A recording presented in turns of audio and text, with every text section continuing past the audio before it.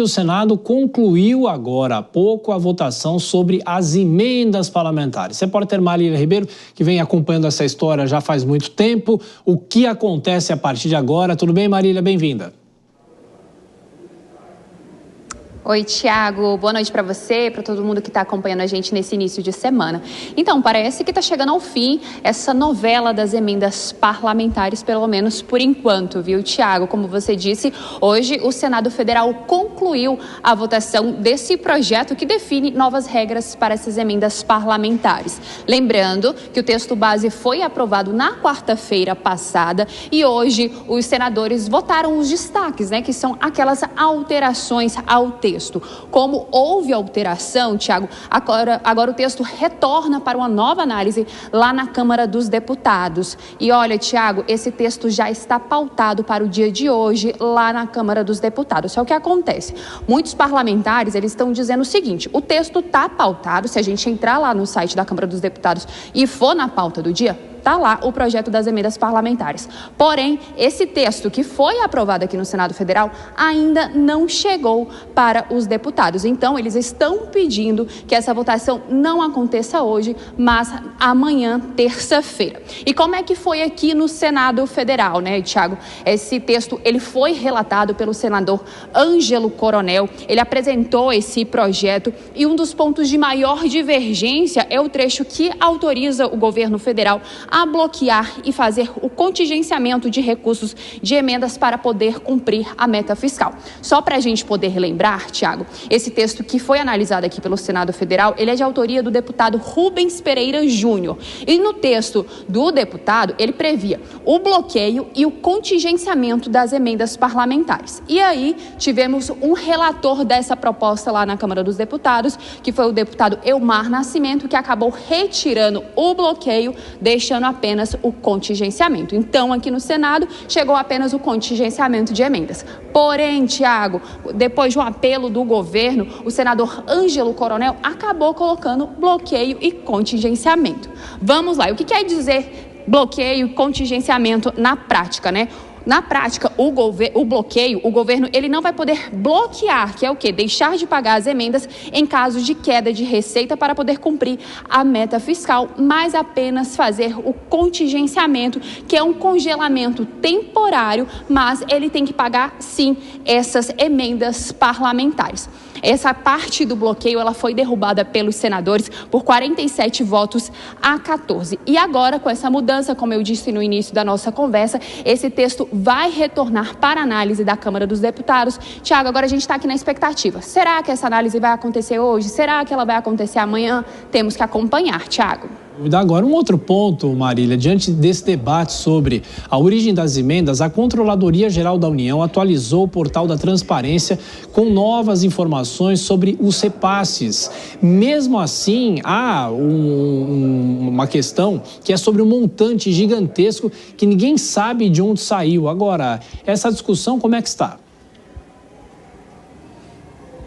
Tiago, a gente está falando de um montante de 16 bilhões de reais, viu? Hoje a CGU, a Controladoria Geral da União, acabou lançando essa nova atualização do portal da Transparência. E o que aconteceu, A CGU, ela não tem a identificação de autoria de emendas de comissão que somam esse valor que eu falei, de 16 bilhões de reais. E isso acontece porque esse mecanismo não traz quais deputados e senadores fizeram essas indicações. Segundo o ministro da CGU, Vinícius de Carvalho, a divulgação ela depende das informações que são repassadas pelo Congresso Nacional. Essa medida de atualização desse portal da Transparência, ela foi determinada pelo ministro do Supremo Tribunal Federal, Flávio Dino, que está tratando, dessa questão da inconstitucionalidade das emendas parlamentares e também desse orçamento secreto que virou as emendas parlamentares, Tiago? Então agora a gente precisa acompanhar duas coisas, Como é que vai ser essa votação lá na Câmara dos Deputados, se sai hoje ou se sai amanhã,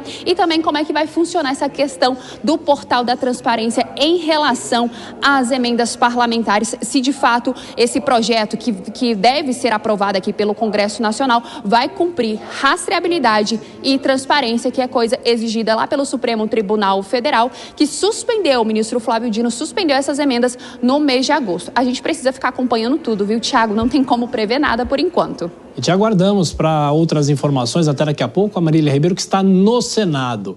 Mais um giro com os nossos comentaristas. Bom, Dora Kramer, a Câmara agora recebe de novo o projeto e tem essa discussão. Se aprova hoje, não aprova hoje, porque quarta-feira é feriado. E, de qualquer forma, isso vai andando, mas a qual custo, hein, Dora?